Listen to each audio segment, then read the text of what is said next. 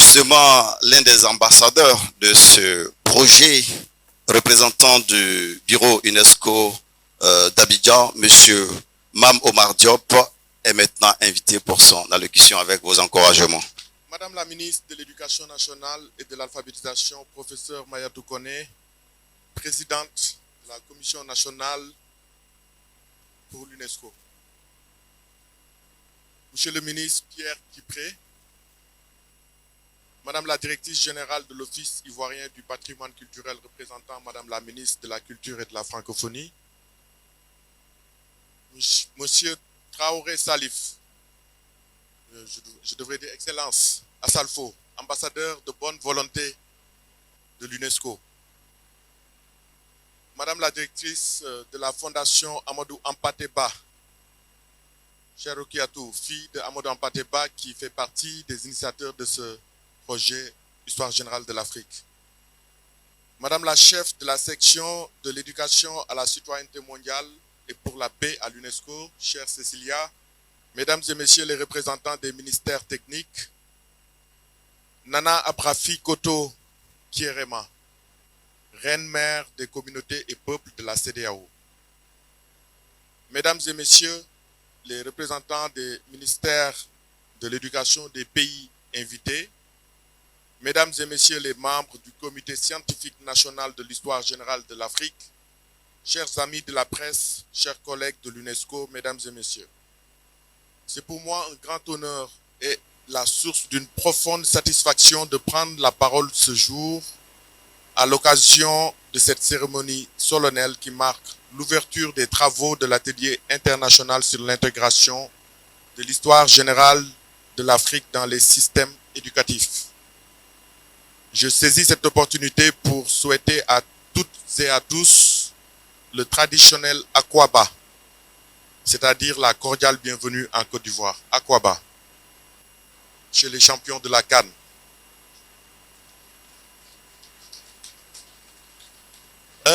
Voilà.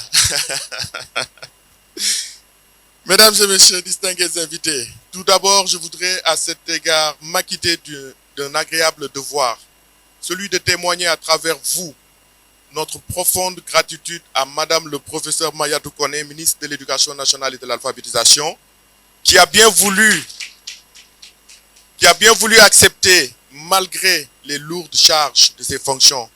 Actuellement, les examens à grand tirage sont lancés. Il y a les enfants qui sont en train de faire le CEP et le pays bouillonne d'activités. Vous savez, la Côte d'Ivoire, c'est la Côte d'Ivoire, c'est magique. Voilà. Elle a quand même bien voulu accepter, malgré ses lourdes charges et de ses fonctions, de présider en personne la cérémonie d'ouverture du présent atelier. Cela démontre une fois de plus l'intérêt supérieur et toute la priorité qu'elle accorde à l'histoire générale de l'Afrique. Je demande à l'ensemble des participants de bien vouloir applaudir très fort. Vous ne l'aviez pas fait. Voilà.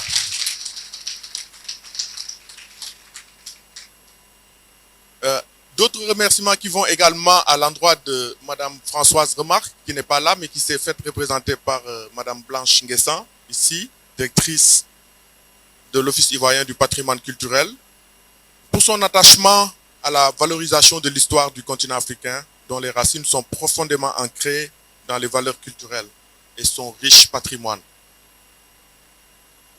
Et c'est tout un plaisir pour moi ici de reconnaître aussi l'effort qui a été fait par le ministère de la Culture d'octroyer à l'UNESCO une aide pour exploiter ces 8 tomes par un comité national scientifique et rendre ça accessible aux plus jeunes en les mettant en bande dessinée, dont Vakava, l'unificateur. Mes remerciements vont également à l'endroit de l'ensemble des éminentes personnalités ici présentes, les professeurs de haut rang, les chercheurs et historiens, les chefs traditionnels et religieux, les responsables et experts de l'éducation issus de différents pays, ainsi que les collègues de l'UNESCO à Paris. Mais j'aimerais faire la belle part à mon équipe ici à Abidjan qui ne ménage aucun effort parce qu'on est sur 4 activités différentes aujourd'hui. Sous la coordination de Madame Maïmouna Kamara avec sa touche culturelle magique, Donc voilà. Maintenant, à titre de rappel, c'est en 1964, beaucoup n'étaient pas encore nés, dont moi-même, que l'UNESCO a initié le projet de l'histoire générale de l'Afrique à la demande des États africains nouvellement indépendants. Ces États-là souhaitaient remettre en cause la vision eurocentrée sur le passé du continent et écrire une histoire africaine libérée des préjugés raciaux hérités de la traite négrière et de la colonisation. Ce travail considérable a mobilisé plus de 230 historiens et spécialistes pendant plus de 35 ans, aboutissant à la publication de 8 volumes couvrant l'histoire africaine depuis l'apparition de l'homme jusqu'aux enjeux contemporains. Ces 8 volumes, c'est ce que vous voyez ici, sur la table. Cependant, force est de reconnaître que l'histoire générale de l'Afrique, achevée avec succès en 1999, reste à ce jour inaccessible au grand public. En dépit de la publication d'une version abrégée en 8 volumes et la traduction des volumes de l'édition principale en plusieurs langues, y compris en chinois, italien, japonais, coréen, espagnol et portugais, sa forme actuelle et son coût prohibitif empêchent une large diffusion. Bien que l'un des objectifs fixés au départ consiste à faire en sorte que cette histoire générale de l'Afrique serve de base à l'élaboration de manuels scolaires, de livres pour enfants, d'émissions télévisées ou radiodiffusées, elle n'est pas encore suffisamment exploitée. Très peu de manuels d'histoire ont réellement incorporé les aspirations de ce projet et l'enseignement de l'histoire en Afrique continue d'être eurocentrique. C'est pourquoi l'UNESCO a lancé en mars 2009 le projet d'utilisation pédagogique de l'histoire générale de l'Afrique pour répondre aux fortes attentes exprimées par les pays africains désireux d'intégrer les nouvelles connaissances sur l'histoire du continent dans leur système éducatif respectif. Ainsi, avec l'expertise du Bureau international de l'éducation, BIE, qui est l'institut de l'UNESCO spécialisé dans le curriculum, une banque de ressources pédagogiques a été produite à l'effet d'aider les ministères de l'Éducation dans leurs efforts de réécriture des programmes et des manuels scolaires. Cette banque de ressources pédagogiques est actualisée de manière continue par le BIE. Aussi, après les pays anglophones, c'est au tour des pays francophones de se réunir ici à Abidjan pour examiner les outils produits par l'UNESCO et trouver les voies et moyens de leur intégration dans l'enseignement primaire et secondaire.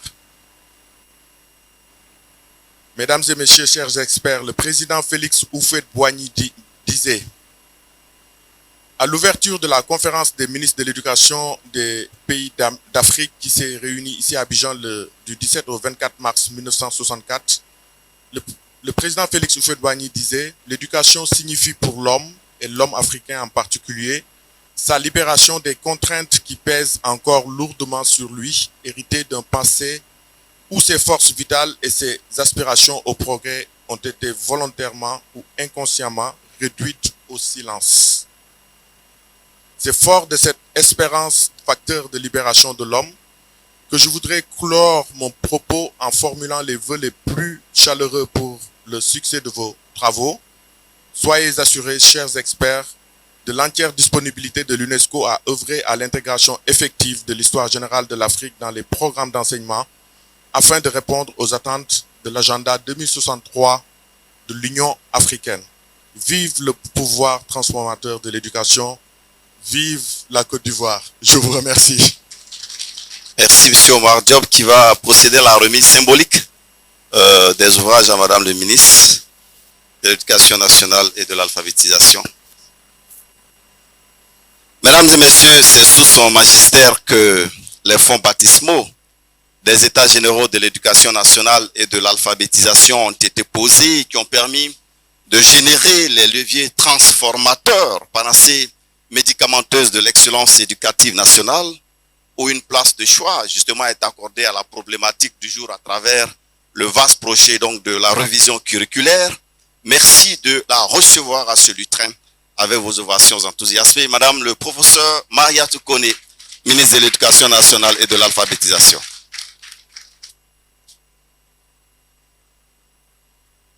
Merci à notre talentueux maître de cérémonie. Pour ceux qui ne le connaissent pas, il est du ministère de l'Éducation nationale et de l'alphabétisation.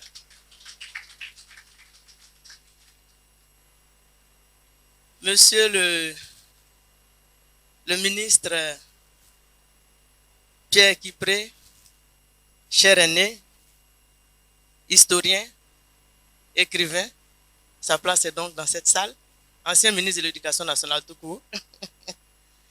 Cher aîné, celui qui a contribué activement aux États généraux de l'Éducation nationale et de l'alphabétisation, il n'était pas sur le territoire national, mais nous avons communiqué, il a apporté sa contribution, ses encouragements, et je voudrais qu'on le salue.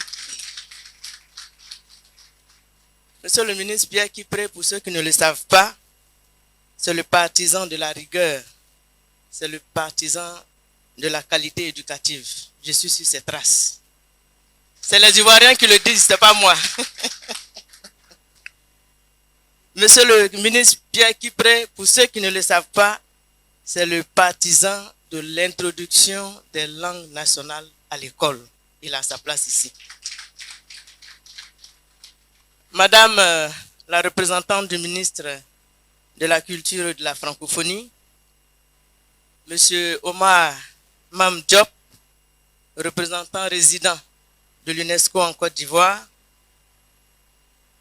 Monsieur Traoré Salif Dia-Salfo, ambassadeur de bonne volonté de l'UNESCO, Excellence, Madame la directrice, je crois l'avoir vu rentrer, la directrice de la Fondation Amadou Ampateba, ma chère sœur Rokiatou Ba, Madame la chef de la section de l'éducation de la citoyenneté mondiale pour la paix à l'UNESCO Paris,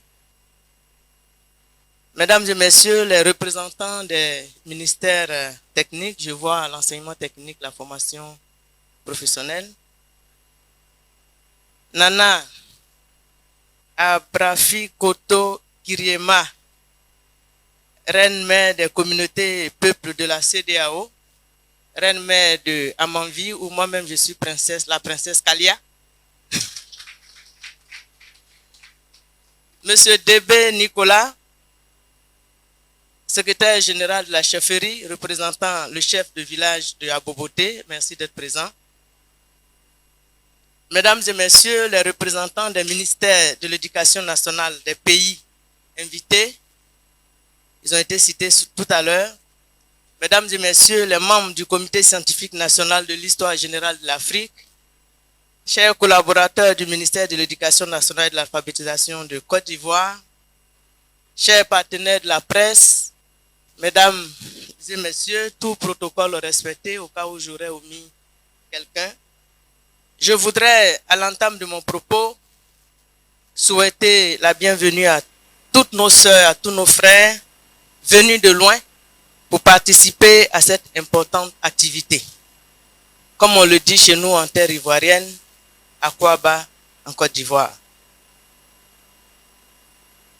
Mesdames et Messieurs, je voudrais adresser mes remerciements à l'UNESCO et au Bureau international de l'éducation pour leur soutien à la réalisation de cet atelier. Mes remerciements aux experts et techniciens des ministères en charge de l'éducation nationale dans nos différents pays qui ont effectué le déplacement pour apporter leur contribution à cette initiative qui vise à réconcilier nos systèmes éducatifs avec l'histoire générale du continent africain. Mesdames et Messieurs, l'écriture de l'histoire n'est jamais neutre. Et mon aîné Pierre Kipré, qui a écrit une partie de l'histoire de la Côte d'Ivoire, la formation d'un peuple en sait quelque chose. C'est le titre de son ouvrage. Ce n'est pas facile, ce n'est jamais neutre. Même quand elle se place sous l'autorité de la science, il y a des risques plus ou moins volontaires de déformation des faits liés aux idéologies et préjugés du chercheur qui donne une orientation à la nature et à la compréhension de ce qui est observé, décrit, reconstruit et analysé. Le regard extérieur peut être complémentaire au regard endogène. Mais comme le dit une sagesse africaine, l'étranger a de gros yeux, mais il ne voit pas. Sa compréhension de la réalité étudiée est souvent limitée et déformée par son vécu culturel, les idéologies et préjugés qui sous-tendent les objectifs de la démarche de sa recherche. Même si la situation de l'écriture de l'histoire africaine a énormément évolué, il est important de rappeler ce qu'elle était dans les ouvrages scolaires sous la plume d'Hubert Deschamps, professeur d'histoire moderne et contemporaine de l'Afrique noire à la Sorbonne. Il mentionne dans l'introduction du tome 1 de Histoire générale de l'Afrique noire, publié sous sa direction en 1973, et je cite, « L'Afrique noire dans les programmes scolaires n'apparaissait guère qu'à 2 reprises, fort brèves, l'une avec Vasco de Gama et les caravelles, l'autre avec Faidherbe et la colonisation. Elle y figurait les décors exotiques et les vilains sauvages. » Voici ce qui était écrit dans les livres. Cher aîné, c'est bien ça. Le choix des événements à étudier et des matériaux retenus pour leur description ou leur analyse ne sont pas non plus neutres. Le professeur Georges Niangouran-Bois, dans une interview accordée en 2001 au cinéaste français Marc Garanger, faisant référence à la libération de Paris pendant la Seconde Guerre mondiale, marqua son indignation face au traitement réservé aux Noirs. Et je cite, « Au moment de la libération de Paris, on n'a vu aucun nègre. Mais alors, où étaient partis les nègres qui ont suivi Leclerc? Où étaient-ils partis? Ils étaient parqués à Fontainebleau, ils étaient parqués à la porte d'Orléans. Il ne faut pas qu'on les voie sur les cartes, dans les livres en Afrique et dans le monde, disant que ce sont les Noirs qui ont libéré Paris aussi. C'est nous qui avons porté Leclerc. Aujourd'hui, tout ça, on a oublié. » Georges Niangouran-Bois, je ferme la parenthèse. Mesdames et messieurs, je porte ma casquette d'enseignant-chercheur pour faire ce rappel historique et demander combien dans cette salle avons-nous une idée de la participation des Africains à la libération de Paris? Combien? Nous savons tous que sous l'appellation de tirailleurs sénégalais, l'Afrique noire a pris une part active à la Seconde Guerre mondiale aux côtés de la France, puissance coloniale, et de ses alliés. Point. Plusieurs de ses fils y ont pourtant sacrifié leur vie. La problématique de cet atelier vient ainsi d'être posée avec un exemple édifiant où, vous l'avez vu, des faits importants sont ignorés de l'écriture de l'histoire africaine. Ils sont également ignorés dans l'écriture des ouvrages scolaires pouvant contribuer à la construction d'une conscience historique collective de nos sociétés et de nos peuples. Mesdames et messieurs, en décidant d'écrire une histoire générale de l'Afrique, avec l'apport des intelligences de notre continent, l'UNESCO a offert l'opportunité aux chercheurs africains de faire les corrections nécessaires pour mieux la positionner dans le passé et dans la trajectoire de l'évolution de l'humanité. Il s'agit d'une opportunité offerte pour que l'Afrique assume pleinement son destin. Mais l'histoire est un héritage collectif dont la principale caractéristique est la possibilité d'une transmission d'une génération à une autre. En dehors de la tradition orale qui a cours dans nos communautés, surtout rurales, l'école apparaît aujourd'hui comme l'une des voies appropriées par la conservation, la transmission et la diffusion de notre patrimoine historique à grande échelle à travers l'importante cible constituée par les élèves de l'enseignement primaire et de l'enseignement secondaire. Mesdames et messieurs, l'enjeu du projet qui nous rassemble ici a une portée identitaire, une double portée. Une portée identitaire et une portée éducative. l'enjeu du projet qui nous rassemble ici a une double portée identitaire et éducative. Il est vital d'avoir une bonne connaissance de la culture, des valeurs de la contribution de l'Afrique à la marche de l'humanité, ce qui permettra de renforcer la fierté de la jeune génération à l'égard du patrimoine historique et culturel dont elle est héritière. Oui, mesdames et messieurs, nous ne devons pas et nous ne pouvons pas continuer à dormir sur la natte des autres, comme le disait Joseph Kizerbo. Le choix de l'éducation comme levier transformateur et de facilitation dans l'atteinte de cet objectif n'est pas fortuit. En effet, il s'agit de forger une jeunesse consciente de son passé historique et enracinée dans des valeurs authentiquement africaines. Tant il est vrai que, comme le disait Nelson Mandela, je cite, « L'éducation est l'arme la plus puissante que l'on puisse utiliser pour changer le monde. » Je ferme la parenthèse. J'ajouterai, dans le contexte actuel, quelle est l'arme pour rétablir la vérité dans l'esprit de nos jeunes et de nos futures générations. De ce qui précède, la pertinence de la tenue de cet atelier devient une évidence, mesdames et messieurs. L'école doit s'approprier dès la base l'histoire de notre continent et devenir un vecteur important pour assurer sa transmission intergénérationnelle. Je voudrais saluer et féliciter l'UNESCO et le Bureau international de l'éducation pour leur engagement dans la mise en œuvre de ce projet dont les phases successives ont permis de disposer d'une banque de ressources pédagogiques en vue de faciliter la réécriture des programmes et des manuels scolaires prenant en compte l'histoire générale de l'Afrique dans l'enseignement primaire et secondaire.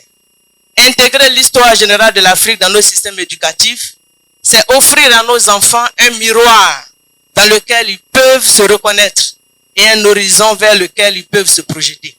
C'est un acte de justice et de responsabilité historique, une réconciliation avec notre passé et une promesse pour l'avenir. Mesdames et messieurs, les présentes assises seront l'occasion pour tous, particulièrement les enseignants, d'enrichir notre compréhension commune de l'histoire générale de l'Afrique et de faciliter son ancrage dans le programme éducatif. Je reste convaincu que cette initiative se développera au travers d'une coopération étroite entre États, institutions régionales et partenaires techniques comme l'UNESCO. Je ne doute pas que cet atelier débouchera sur des actions concrètes et durables, telles que la création de modules communs, l'échange de bonnes pratiques, la mise en réseau des experts et enseignants. C'est pourquoi j'en appelle à une forte implication des universités ainsi que des institutions de formation initiale des enseignants du secondaire afin de renforcer l'enracinement de ce projet dans toute la chaîne de formation. Je me réjouis que cette rencontre se tienne à une étape charnière de la réécriture des programmes éducatifs du préscolaire et du secondaire de Côte d'Ivoire. En effet, répondant aux attentes du président de la République, son Excellence M. Alassane Ouattara, et en lien avec sa vision d'une école caractérisée par l'excellence, l'inclusion, l'équité et l'égalité des chances pour toutes les apprenantes et tous les apprenants, le ministère de l'Éducation nationale et de l'alphabétisation a engagé depuis l'année dernière des travaux pour la réforme des curricula. Je voudrais instruire la direction de la pédagogie et de la formation continue DPFC, ainsi que les services techniques concentrés. Je voudrais instruire la direction de la pédagogie et de la formation continue, ainsi que les services techniques concernés par la question de l'écriture des modules d'histoire, à prendre une part active, très active dans cette activité, avec pour objectif d'intégrer effectivement les retombées de cette initiative dans le processus de la réforme curriculaire en cours. Je suis convaincu, à l'issue de cet atelier, que nous pourrons dégager les méthodologies et les contenus pédagogiques pour relever les défis de l'écriture des manuels scolaires qui prennent en compte notre réalité historique, sans omission, sans restriction et sans déformation.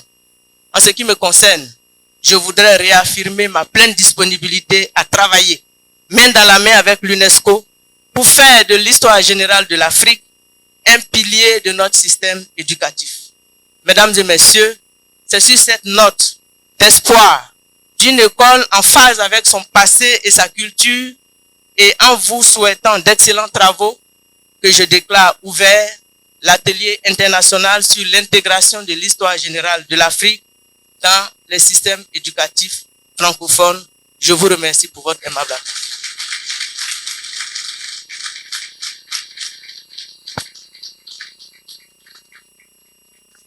Et désolé pour ma passion.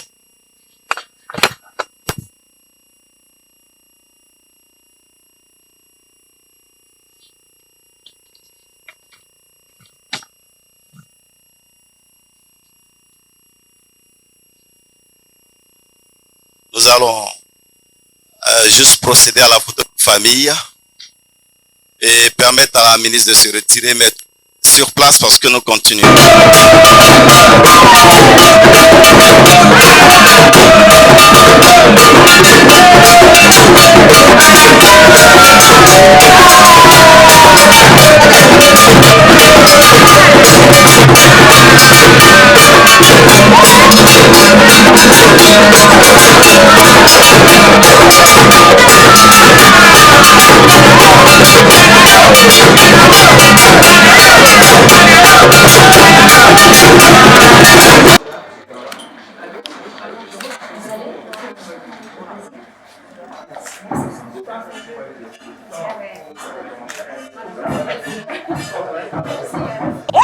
Entertainment, we are wrong.